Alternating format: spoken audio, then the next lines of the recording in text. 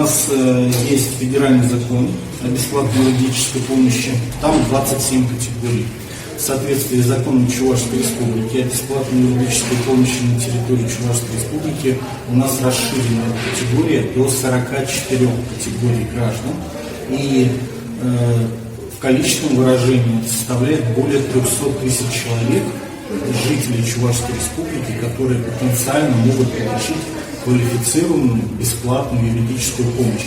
Она может оказываться, как вы уже сказали, через Центр социальной защиты, она оказывается адвокатами Чувашской Республики, а также вот такими некоммерческими организациями правозащитными направлениями. Мы заинтересованы, чтобы гражданское общество тоже в этом участвовало в лице некоммерческих организаций, которые являются социально ориентированными и которые как раз оказывают общественно полезные услуги.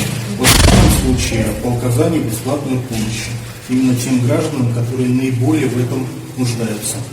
И руководство Чувашской Республики, главы Чувашской Республики Олег Алексеевич Николаев, кабинет министров Чувашской Республики заинтересован в продвижении вот таких вот проектов, чтобы данные некоммерческие организации правозащитной направленности именно участвовали в этом процессе.